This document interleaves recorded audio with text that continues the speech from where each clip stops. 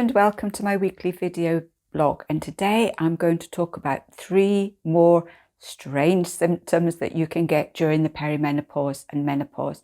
If you like my tips and advice, then please subscribe and remember to hit the bell icon so you can be notified of all my new videos.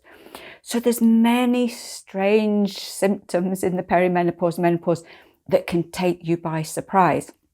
So I thought today I would talk about 3 that I've been asked quite a lot about recently. So I always find that if I get a combination of certain symptoms that people are asking about, then it means there's maybe a lot more of you out there experiencing the same thing. So we're going to look at 3 more today. So number 1 is jaw pain. This is quite a common one, believe it or not. It can be caused by quite a lot of different things. So we know that falling estrogen can affect the mobility of the joints, and that can happen anywhere. It can be your fingers, your hips, your shoulders, your neck, and even the jaw here. So it can be caused just simply by changing hormones. It could also be due to a lot of dental work. If you're sitting in the dentist chair for long periods of time with your mouth stretched to maximum, that can impact on the joints, sometimes putting extra strain on them, and then you end up with a bit of inflammation going on. It can also be due to posture, and as we go through the menopause, as our sort of skeletal structure can change due to age, due to things like osteoporosis, then our posture itself can change. If you're doing a lot of work at a desk all the time, then you get a lot of pressure on the neck, and that can also lead to pressure on the upper neck and the jaw as well. So what to do in this situation is try and figure out what the cause is. Has the jaw pain started since you've been to the dentist? Has the jaw pain started since maybe you're doing extra work, you're working from home, or you've become more sedentary, you're doing less exercise? So try and figure out what may be the root cause, and then it's much easier to fix. Generally, for joint inflammation, you've got herbs such as devil's claw. You can also take a fish oil supplement, may be really helpful. Even just something as simple as doing very gentle massage around the joint area may be helpful. The other thing is if it starts to get really uncomfortable, then you could look at maybe seeking the advice of a craniosacral practitioner. They focus on the neck and the jaw and the head, and they may be able to do some kind of gentle manipulation just to ease things a little bit for you. Number 2 is period symptoms and period pains when you're not getting a period. So this can happen in the perimenopause, especially if you're getting to the point where maybe you're getting a period, then missing a month, and then getting a period, missing 2 months, and so on. And it's also really common once your period stops for good, especially in the first year. So all that's happening here is that even if there isn't a period, you're still getting that monthly cycle of hormones. So the hormones are still doing their usual thing, but they're just not high enough to trigger an actual period.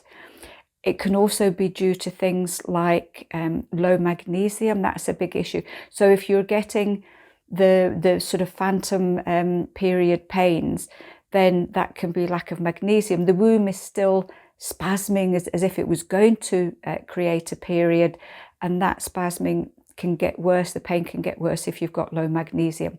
So something really simple, magnesium supplement, maybe 150, 200 milligrams twice a day, can be really helpful for that and can work quite quickly.